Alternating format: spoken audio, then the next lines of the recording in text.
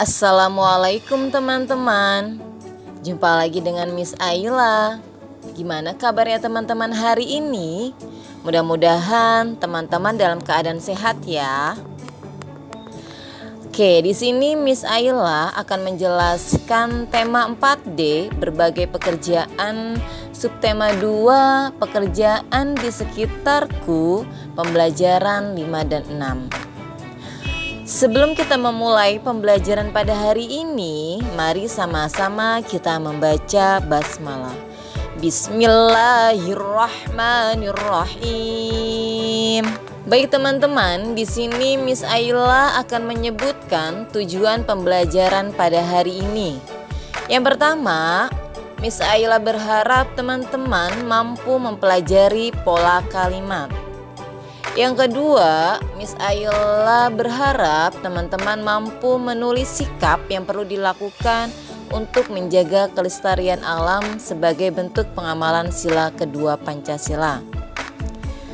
Yang ketiga, Miss Ayla berharap teman-teman mampu menuangkan sikap tersebut dalam bentuk gambar.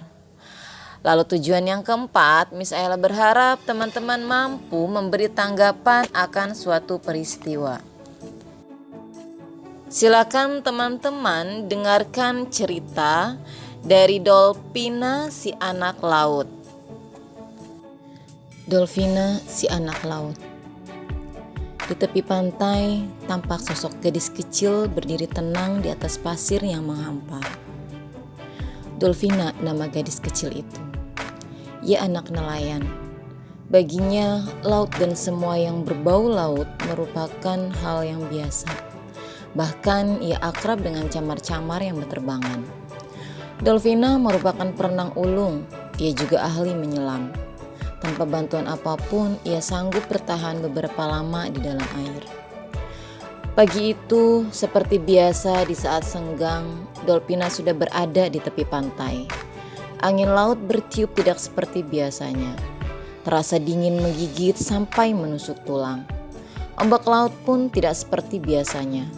Tampak begitu tenang, ketenangan pantai pagi itu terusik. Dolphina menemukan banyak ikan terapung. Ikan-ikan itu telah mati dan dalam kondisi dingin serta membeku. Naluri Dolphina sebagai anak laut berontak. Ia tidak rela melihat ikan-ikan itu mati tidak berdaya. Dolphina yakin semua pasti ada penyebabnya. Dolphina harus mencari tahu penyebab ikan-ikan itu mati. Tanpa pikir panjang, Dolphina langsung menceburkan diri ke laut. Air laut terasa dingin, namun hal itu tidak menyurutkan niatnya. Ia berenang ke arah beting-beting karang. Nalurinya mengatakan ke arah sanalah ia harus menuju. Ternyata dugaannya tepat. Dari kejauhan ia melihat sebuah perahu motor tertambat. Tampak 3 orang berdiri di atas karang. Sementara itu, ia mendengar bunyi mesin yang bergemuruh. Mesin itu mengeluarkan hawa yang sangat kuat. Hal ini menyebabkan air laut berubah dingin. Semakin dekat mesin itu, semakin dinginlah air laut. Melihat hal itu, tahulah Dolphina apa yang dikehendaki orang-orang itu. Mereka bermaksud mendapatkan ikan yang berada di sekitar perairan tersebut. Air laut yang sangat dingin menyebabkan ikan-ikan mati. Ikan-ikan itu tetap baik keadaannya karena mati dalam keadaan membeku. Akan tetapi dengan cara itu semua ikan di sekitar situ dari yang kecil hingga yang besar akan mati. Mengetahui apa yang terjadi, Dolphina segera berpikir mencari cara untuk menyelamatkan ikan-ikan itu. Akhirnya Dolphina memutuskan untuk mendekati karang tempat orang-orang itu berada. Dolphina mencari tempat yang aman untuk bersembunyi. Ia menemukan sebuah cekungan yang cukup tersembunyi. Di tempat itu ia bisa leluasa melihat semua kegiatan yang dilakukan ketiga orang itu. Menghadapi 3 orang, bagaimana caranya? Dolphina mengerutkan kening, namun ia tidak berlangsung lama. Tiba-tiba Dolphina mengeluarkan suitan panjang dan nyaring. Orang yang berada di atas karang saling tatap. Mereka mendengar cuitan itu, akan tetapi sebelum mereka tahu apa yang terjadi, tiba-tiba udara di atas karang dipenuhi benda-benda hitam yang berterbangan.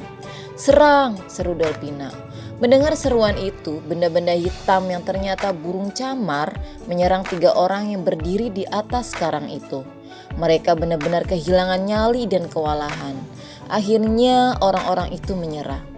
Mereka segera menyalakan perahu motor lalu kabur dari tempat itu. Oleh karena paniknya, mereka lupa membawa mesinnya. Setelah orang-orang itu kabur, Dolpina segera mendekati karang tempat mesin yang membuat ikan-ikan mati itu ditinggalkan. Mesin itu diseretnya hingga ke pantai. Dolpina melaporkan peristiwa yang dilihatnya kepada kepala desa. Sejak peristiwa itu, kepala desa beserta warga sekitar laut melakukan patroli agar kejadian tersebut tidak terulang lagi. Perbuatan ketiga orang itu jika dibiarkan akan sangat merugikan.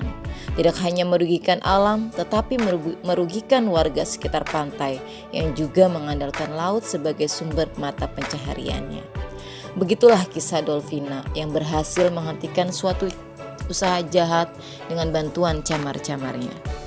Setelah teman-teman menyimak atau mendengarkan cerita dari Dolpina si anak laut, sekarang teman-teman silakan kerjakan halaman 77 di buku paket sebanyak 5 soal. Nah teman-teman, pada bagian ini teman-teman akan mempelajari tentang kalimat. Teman-teman tahu apa itu kalimat? Ya, betul. Kalimat di sini adalah satuan terkecil dari bahasa dalam bentuk lisan maupun tulisan dan terdiri dari rangkaian kata yang memiliki atau mengandung makna atau pesan tertentu. Di sini ada unsur kalimat nih teman-teman. Kalimat mengandung unsur-unsur yang terdiri dari subjek, predikat, objek, dan juga keterangan. Kalimat yang baik paling tidak mengandung unsur subjek dan juga predikat. Oke, di sini Miss Ayla akan jelaskan satu persatu mengenai subjek, predikat, objek, dan juga keterangan. Ya, subjek.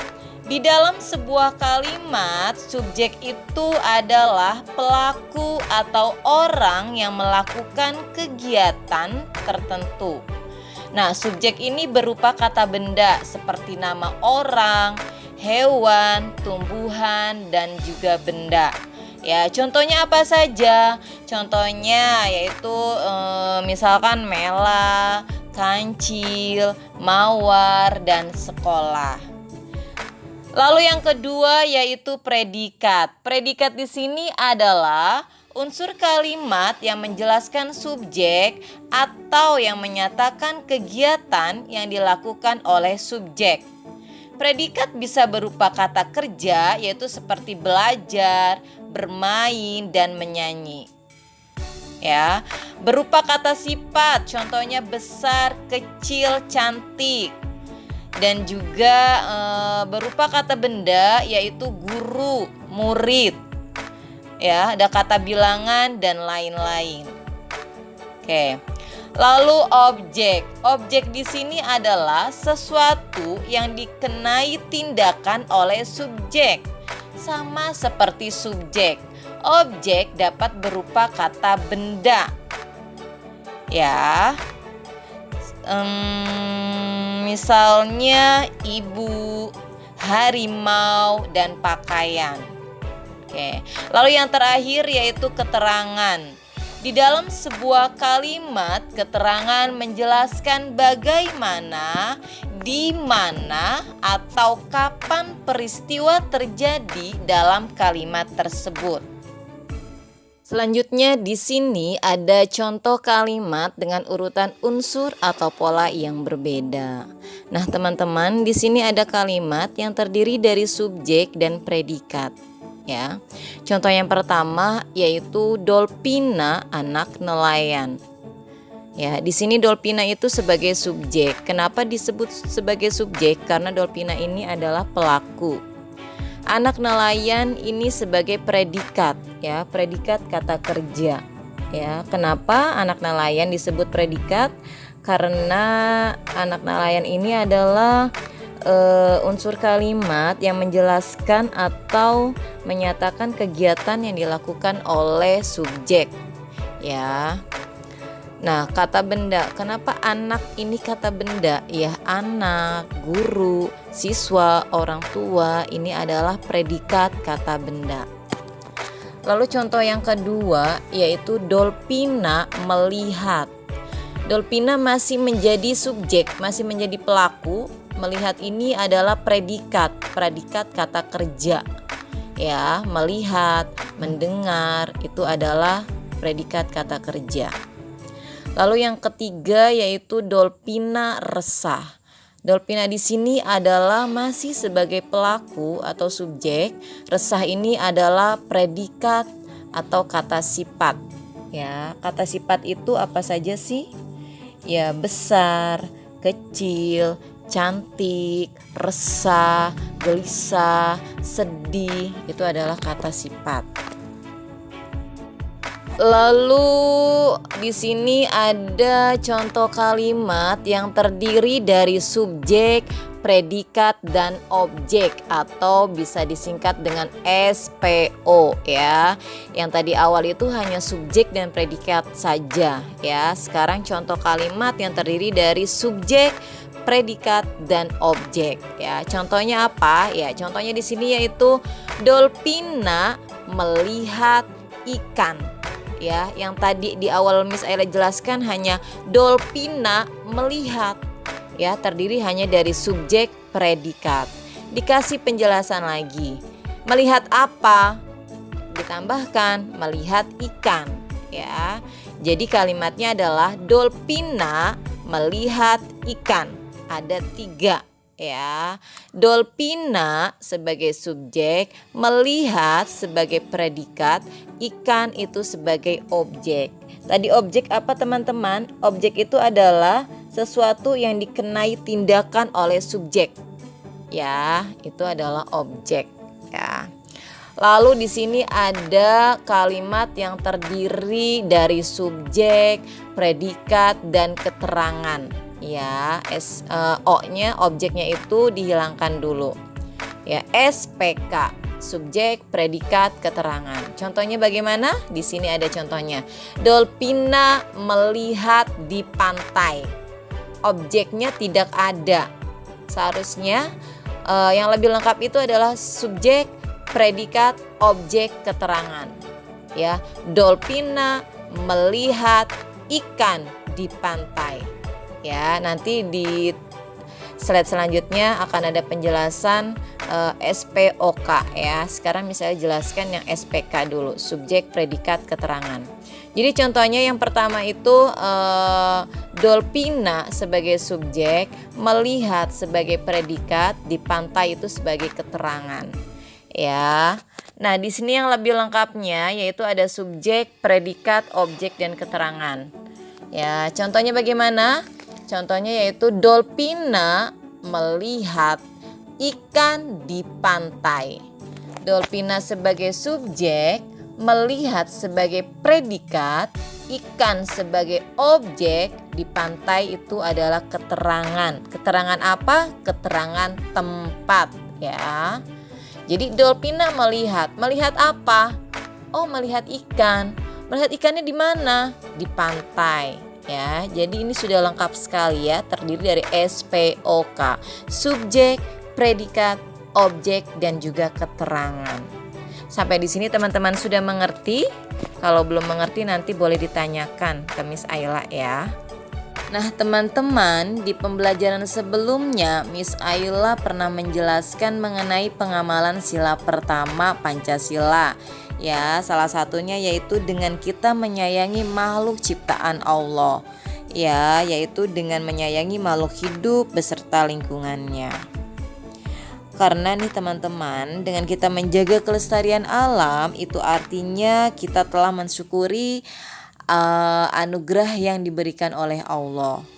Selain mengamalkan sila pertama Pancasila, menjaga kelestarian alam seperti kisah Dolpina si anak laut itu juga merupakan pengamalan sila kedua Pancasila.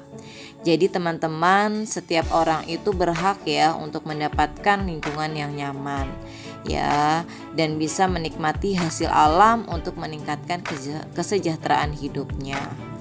Jadi kita tetap nih harus menjaga kelestarian alam ya teman-teman, agar mendapatkan lingkungan yang nyaman juga ya, dan agar nanti bisa dinikmati juga oleh generasi yang akan datang. Nah teman-teman, di sini ada beberapa sikap yang mencerminkan sila kedua Pancasila dalam kehidupan sehari-hari ya. Yang pertama itu ada menghormati hak orang lain, bertindak adil tanpa memandang ras, suku, agama, dan status sosial. Ya, lalu menghargai pendapat orang lain, berani mengakui kesalahan, mengunjungi teman yang sakit, memberi santunan kepada orang miskin, ya, lalu membantu korban bencana alam, ya, memberi tempat duduk pada ibu yang hamil. Oke, sekarang teman-teman silakan simak video yang akan Miss Ella putarkan mengenai pengamalan sila kedua Pancasila. Oke, check it out.